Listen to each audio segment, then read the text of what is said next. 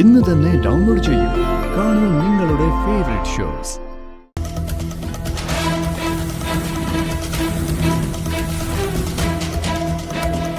എന്താ മേഡം കാര്യം?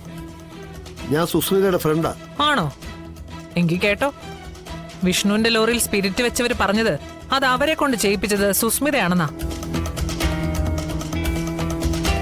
ഇവളുടെ സ്വഭാവം വെച്ച് അങ്ങനെ ചെയ്യിക്കുന്ന ഞങ്ങൾക്ക് അറിയുകയും ചെയ്യാം. അത് മാത്രമല്ല, പ്രതിയാക്കപ്പെട്ട വിഷ്ണുവിനോട് പകയും വിദ്വേഷവും സുസ്മിതയ്ക്കുണ്ടെന്ന് ഇതിനു മുമ്പുള്ള സംഭവങ്ങളിൽ നിന്ന് വ്യക്തമാണ്. ഇനി എന്തേലും വിശദീകരിക്കണോ? അത് വേണ്ട. മുൻവിധി കൊണ്ട് ആരെയും കുറ്റക്കാരിയാക്കാൻ ഒരു നിയമവും പറയുന്നില്ലല്ലോ മാഡം. അതുകൊണ്ട് ചെറിയ ഒരു മുൻകൂർ ജാമ്യം എടുത്തിട്ടുണ്ട്.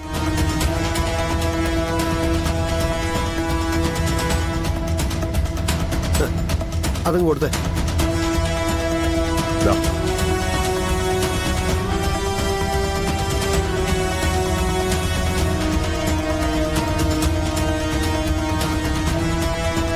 ഗുണ്ടകൾ പറഞ്ഞത് സത്യമാണോ അല്ലേന്ന് കോടതി തീരുമാനിക്കട്ടെ.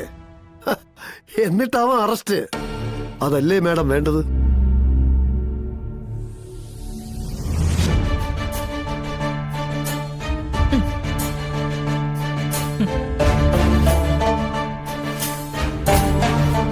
പുള്ളിക്കുറവനും മരണമൊക്കെ നമുക്കങ്ങ് വിടാം.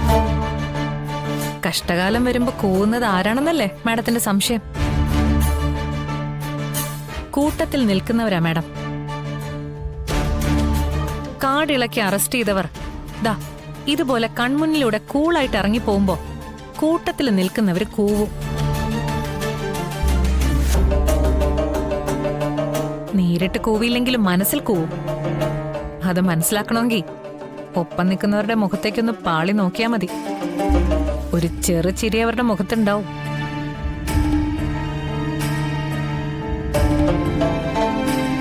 അതിലെല്ലാം ഉണ്ട് മാഡം. പരിഹാസവും കളിയാക്കലും എല്ലാം. വരട്ടെ, ഇനിയൊരവസരം വരട്ടെ. അതുവരെ ഈ സുസ്മിത അങ്ങ് വെറുതെ വിട്ടേക്ക്.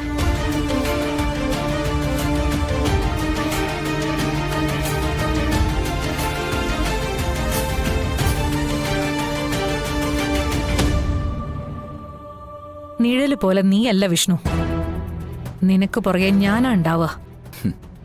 എടി സുസ്മിത, നിയമത്തിന്റെ കണ്ണിൽ പൊടിയിട്ട് നീ ഇപ്പൊ രക്ഷപ്പെട്ടു.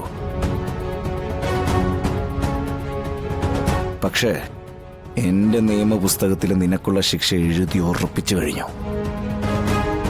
അത് തടയാൻ നിനക്കോ നിന്റെ കൂടെയുള്ള ഉപഗ്രഹങ്ങൾക്കോ കഴിയില്ല.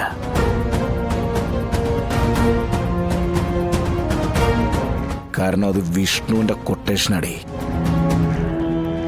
അത് വിഷ്ണു ഭഗവാന്റെ സുദർശന ചക്രം പോലെയാ. തൊടുത്തു വിട്ട തലയിറക്കാതെ തിരിച്ചു വരില്ല.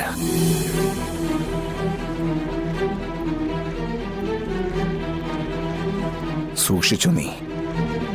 നിന്റെ തലയ്ക്കുള്ള രക്ഷ ഇനി നീ മാത്രമാ.